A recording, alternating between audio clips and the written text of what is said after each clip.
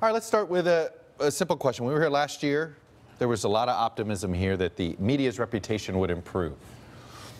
Okay, I'm going to start with the most outsider of everybody at this group. Hal, has the media's reputation improved as far as the people in Orlando are concerned?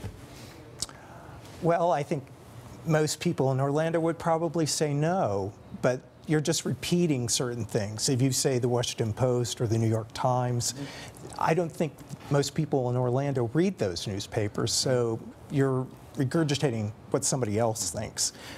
As somebody who observes these things, I think the reputation of the press has gone way up.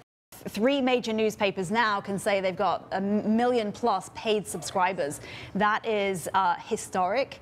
And the fact that people are deciding, you know, we'll pay $10 a month for our Netflix, but actually we're going to pay $10 a month for Washington Post or the New York Times is a positive thing. I do think that a lot of news organizations taking time, taking care. If you look at this recent race in Alabama, the Senate race there, not only did the Washington Post do strong reporting, Alabama newspapers chipped in strong reporting and even took very strong editorial stances that in some ways were vindicated by the results you saw. That is that people believed there was enough troubling information for them to absorb. Even if the hardcore of Roy Moy didn't accept that, I think a lot of voters did. Hal, you're, where I thought you hit us correctly was on the blind spots, right? Our biggest blind spot in 16 was misunderstanding Clinton hatred.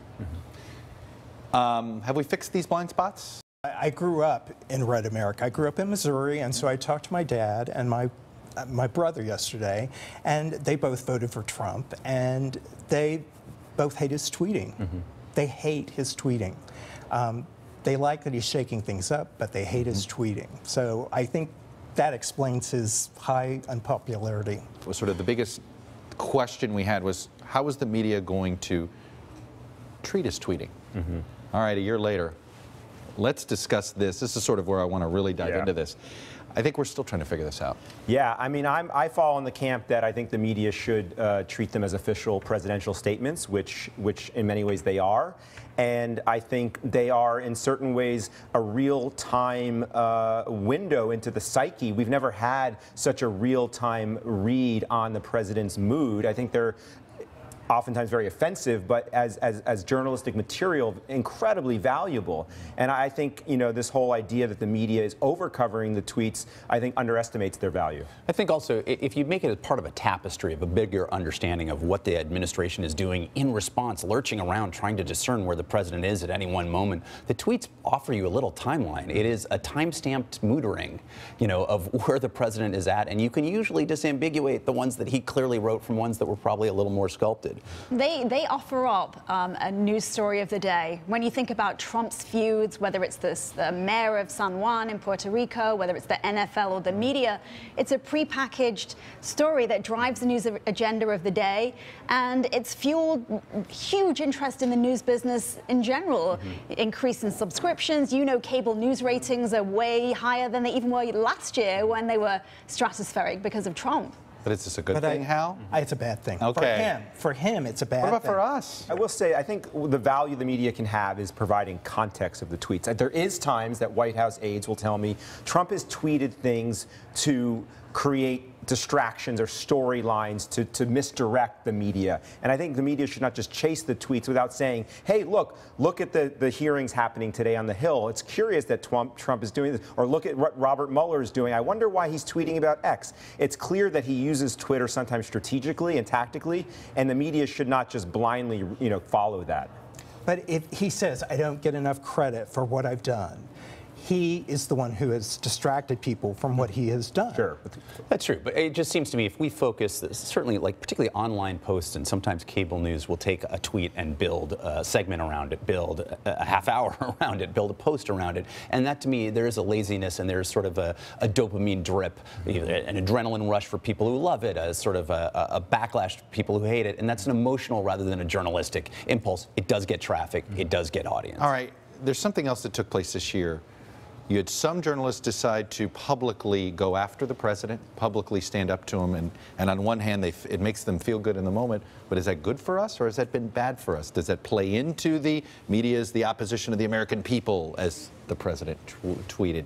This is sort of want to sort of try to bring this in for a landing. But this is the part of the year that I don't know if this has been a good or bad development. I mean, I think the most obvious example of that is the CNN Trump battle and folks like Jim Acosta who are on the front lines and very aggressively saying, I'm going to ask the question if I want to, whether you want me to or not. And the backdrop of that is the question of political interference in DOJ decisions about whether they're going to allow AT&T to buy Time Warner, which is the owner of CNN.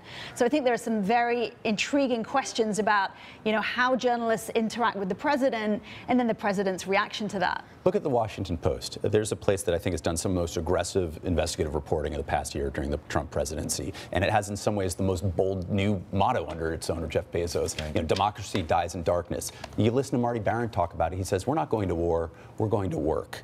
This is not some sort of hashtag struggle for him. This is about getting down to first principles. This is about living up to your mission. It's a great approach. There's no one way to do journalism, though. I mean, you know, what you do is not what he does and not what she does, and that's... I think a general rule, though, as a reporter, if you've become the story, that clearly something is out of whack. I mean, readers turn to journalists not for who we are, it's what we do. And I think journalists should always remember that. If we look at this balance, though, if we're talking about what's out of whack, by and large, the president has made the media the issue, and the media it's almost internally in response to it. So those who might lean in a little too much to the combat, Jeff Zucker's administration at times at CNN has issued public statements that seem been surprised. A little snarky, a little tough, but they are trying to figure out how to navigate this world too, commercially, but also journalistically. I think on the other side, you have the Fox Newses, the Sinclairs, a whole bunch of other folks who are kind of there hoping to win the president's hand and be the voice of the president. And so you are seeing this kind of division of the very tough on one side and the very supportive on the other. All right, very quickly, getting out of here, biggest fear you have of the relationship between the media and the president in 2018. Hal, you go first. I fear that we go to war and that, you know, something spirals out of control. I very much feel like we're living in a thriller. It's sort of like Manchurian Candidate.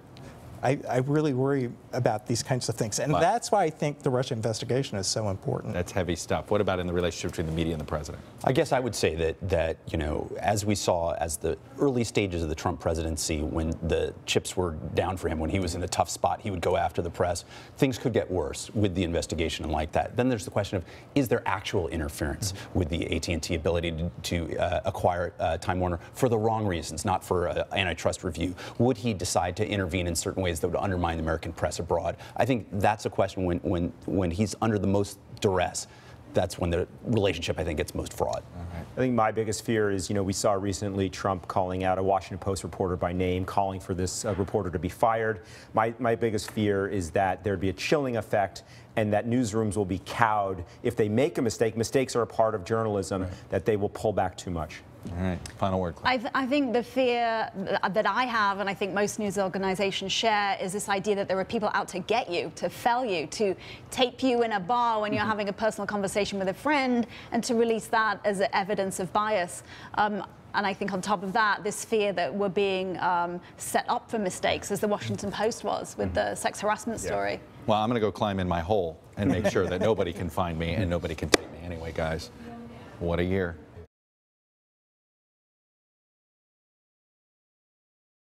Hey, NBC News fans, thanks for checking out our YouTube channel. Subscribe by clicking on that button down here, and then click on any of the videos over here to watch the latest interviews, show highlights, and digital exclusives. Thanks for watching.